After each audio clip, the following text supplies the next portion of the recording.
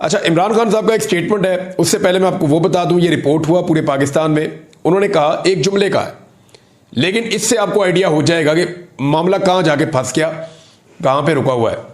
इमरान खान साहब ने कहा कि मैंने कोई डील नहीं करनी, कौम को वाज़े बता दूं, आपकी आजादी इनसे छीन कर वापस आ रहा हूं इंशाअल्लाह। ये इमरान खान साहब ने कहा कि मैंने कोई डील नहीं करनी, कौम को वाज़े बता दूं, आपकी आजादी इनसे छीन कर वापस आ रहा हूं इंशाअल्लाह। ये जी इमरान खान साहब ने कहा। अब आइए कि अडियाला से ऑक्सफोर्ड तक, ये मोहम्मद हनीफ साहब का कॉलम है। वो लिखते हैं कि जिंदगी में अंग्रेजी की जो पहली ज़ख़ीम किताब पढ़ी थी उसका नाम था द ग्रेट स्केप। इसमें इन कैदियों की कहानियां थी जो दुनिया की महफूज तरीन जेलों से फरार होने में कामयाब हुए। कोई जेल के गार्ड का बेस बदल कर भागा, किसी ने अपने आप को धोबी की वैन में छुपाया, एक ज़हीन कैदी बिस्तर की चादर से हैंग ग्लाइडर बनकर, वो ऐसे छलांग मार देना ऊपर से कपड़ा बांध के, जेल की फसील के ऊपर से प्रवास कर गया। लेकिन ज्यादातर कहानियों में कैदी साल हा साल तक खामोशी से एक सुरंग खोदते थे, अक्सर पकड़े जाते थे, लेकिन कुछ खुशकिस्मत अपनी आज़ादी पा लेते थे। जो पकड़े जाते थे वो जेल वापस आते ही एक और सुरंग खोदने की तैयारी शुरू कर देते थे। कहानियों का सबक यही था कि अगर कैदी का जज्बा सच्चा हो तो दुनिया की कोई जेल उसे फरार होने से नहीं रोक सकती।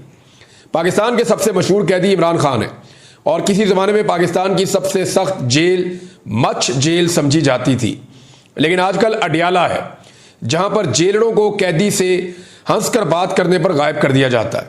और कैदी का जज्बा ऐसा है कि आपको उनकी सियासत से लाख इख्तलाफ हो, लेकिन उनके जज्बे से उनके सियासी मुखालिफिन भी तंग हैं। जिस तरह इमरान खान ने पाकिस्तान की सियासत में नए अंदाज मुतारफ करवाए हैं, इसी तरह उन्होंने अडियाला जेल से फरार का एक अनोखा मंसूबा सोचा है कि वो ऑक्सफोर्ड यूनिवर्सिटी के चांसलर का इलेक्शन लड़ेंगे। सच्ची बात यह है कि इमरान खान के इलेक्शन में उतरने से पहले ना पाकिस्तानियों को और ना ही इंग्लिस्तानियों को, ज्यादातर इंग्लिस्तानियों को इल्म था कि ऑक्सफोर्ड के चांसलर का भी कोई इलेक्शन होता है। उनके ऐलान के साथ ही सबको चांसलर के इलेक्शन का ऐसे ही पता चल गया जैसे अब बच्चे बच्चे को इलेक्शन फॉर्म 45 और इलेक्शन फॉर्म 47 के बारे में पता है। फॉर्म 45-47 वाली कहानी तो सबको पता ना पाकिस्तान में। गोरों के एक कदीम इदारे के भूले बसरे इंतखाब में शामिल होने का ऐलान करके इमरान खान ने उसमें जान डाल दी है। मंसूबा यह नहीं कि इमरान खान अडियाला जेल से सुरंग खोदना शुरू करेंगे और एक दिन ऑक्सफोर्ड के चांसलर के दफ्तर में नमूदार हो जाएंगे। वो रहेंगे जेल में ही, और जैसा कि उनके जानसार समझते हैं, जेल में रहते हुए मजबूत से मजबूत तर, मकबूल से मकबूल तर होते जाएंगे। लेकिन चांसलर का इलेक्शन लड़ने से उनका नाम मगरबी दारुल-हुकूमतों में एक बार फिर गूंजेगा। सबको याद आएगा कि वो एक शोराए आफाक क्रिकेटर थे। उनके मद्दाहों को लंदन की पार्टियां, शाही खानदान के साथ मुलाकातें और साबका शरीके हयात जमैमा खान के साथ तस्वीरें दोबारा शेयर करने का मौका मिलेगा। उनके कैंसर अस्पताल का जिक्र आएगा। ये बात भी याद आएगी कि वो पाकिस्तान के साबिक वज़ीर-ए-आज़म भी हैं और उन पर मज़ायका खेज किस्म के मुकदमात चलाए जा रहे हैं। चांसलर के इंतखाब के लिए इमरान खान के अलावा किसी दूसरे उम्मीदवार का नाम भी शायद ऑक्सफोर्ड से बाहर लोग नहीं जानते, लेकिन इलेक्शन होता है। गुमनाम उम्मीदवार भी अपना जोर लगाएंगे।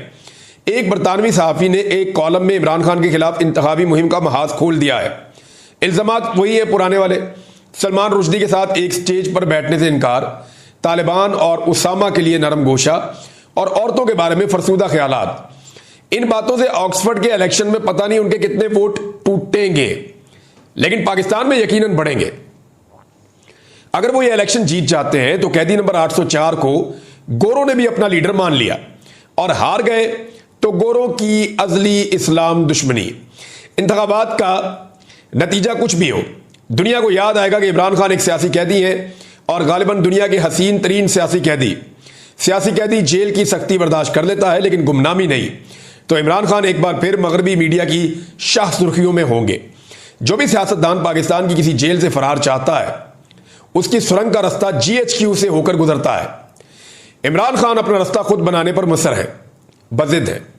शायद वो पहले फरार होने वाले कैदियों का अंजाम देख चुके हैं। सियासतदानों में जेल से फरार होने का सबसे ज्यादा तजर्बा नवाज शरीफ रखते हैं। अटक किला से फरार हो चुके हैं, कोट लखपत से भी, लेकिन इतनी मरतबा फरार होने के बाद वो अपने घर जाती उम्रा में भी अपने आप को कैदी समझते होंगे। अब फरार होंगे तो कहां जाएंगे। दूसरी तरफ इमरान खान अपनी सुरंग खोद रहे हैं और कोई जेलर रोक भी नहीं सकता। ये जनाब जबरदस्त किस्म का कॉलम लिखा था मोहम्मद हनीफ साहब ने। इसमें आपको सिचुएशन का आइडिया हो गया। और वही बात मैं करता हूं कि इमरान खान जेल से बाहर आना चाहते हैं। कौन है जो जेल में रहना चाहता है? लेकिन इमरान खान अपने तरीके से आना चाहते हैं। एस्टेब्लिशमेंट भी चाहती है, बाकी लोग भी चाहते हैं कि इमरान खान जेल से बाहर निकले ताकि पाकिस्तान में इस्तेहकाम आए। लेकिन मामला यह है कि अगर इमरान खान साहब बाहर निकलते हैं एस्टेब्लिशमेंट के तरीके से तो तभी वो राजी हैं इस मामले पे। वो चाह रहे हैं जैसे बाकी सारे सर नीचे करके बाहर आ जाते हैं वैसे ही बाहर आ जाए, सर झुका के बाहर आ जाए। लेकिन इमरान खान कहते हैं जी बड़ा वाला फाटक खोलो, मैंने सर नीचे नहीं करना। मैं जेल के अंदर जिस इज्जत के साथ गया हूं मैं उसी इज्जत के साथ बाहर आऊंगा। और इमरान खान साहब का कद वैसे भी बहुत बढ़ गया जेल के अंदर रहने की वजह से, तो अब तो उस छोटे दरवाजे से वो गुजर भी नहीं सकते जो एस्टेब्लिशमेंट ने और हुकूमत ने मिलकर बनाया है। अब इमरान खान के लिए बड़ा गेट या तो खोलना पड़ेगा या कोई और हल निकालना पड़ेगा, क्योंकि पुराने सारे जो आजमूदा नुस्खे थे वो इमरान खान साहब के मामले में बेकार हो गए। एक और खबर है जी, और वो शहबाज शरीफ के इस्तीफे के हवाले से एक इंकशाफ किया है आमिर डोगर साहब ने। आमिर डोगर साहब जो हैं वो पाकिस्तान तहरीक इंसाफ के मेंबर कौमी असम्बली हैं और माजी में मुख्तलिफ ओहदों पर भी रहे पाकिस्तान तहरीक इंसाफ के। इमरान खान साहब के दरीना साथी हैं। उन्होंने एक जगह दावा किया कि पिछले हफ्ते शहबाज शरीफ साहब जो हैं वो इस्तीफा दे रहे थे।